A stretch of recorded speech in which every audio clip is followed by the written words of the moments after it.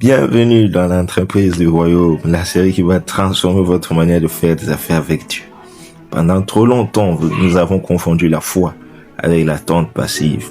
Mais si Dieu attendait de nous une action délibérée, une stratégie claire pour libérer sa bénédiction, dans ces premiers épisodes, nous allons briser la première erreur fatale, le manque de clarté.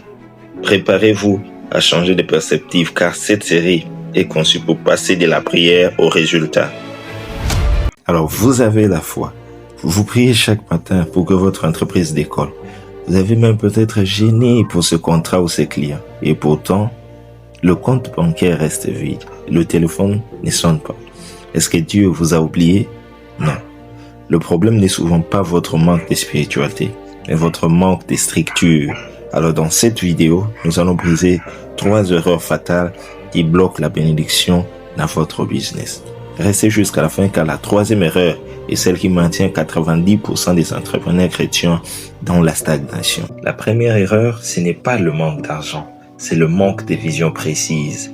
Habakkuk 2, le verset 2, la Bible dit « Écris la vision, grave-la sur le table, afin qu'on la lise couramment. » Dieu est un Dieu de précision.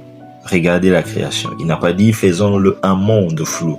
Il a séparé la lumière des ténèbres. Si vous demandez à Dieu de bénir votre business sans savoir ce que vous voulez accomplir ce mois-ci, vous lui demandez de multiplier le vide. Un entrepreneur chrétien doit être aussi excellent dans sa gestion que fervent dans sa prière.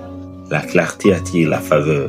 Sans plan, vous n'êtes pas un entrepreneur, vous êtes un rêveur. Proverbe 14, 23. Tout travail procure l'abondance, mais les paroles en l'air mènent qu'à la disette. Et l'exemple de l'exode pour la manne.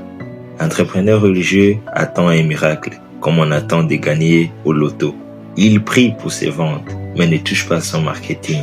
Il demande la croissance, mais refuse de se former. Mais regardez le peuple d'Israël dans le désert. La manne tombait du ciel, c'était le miracle, mais le peuple devait sortir pour plutôt marcher et la ramasser. C'était leur travail. Votre stratégie marketing, votre rigueur comptable, votre discipline de travail, c'est le panier qui recueille la provision divine.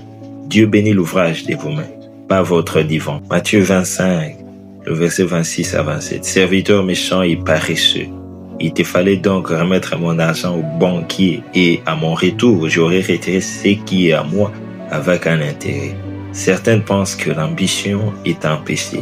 Mais avez-vous lu la parabole de Talon? Celui qui a enterré son argent par peur ou par fausse humilité a été sanctionné. Dieu vous a donné des dons pour qu'il fructifie. La richesse n'est pas le problème, c'est l'amour de l'argent qui l'est.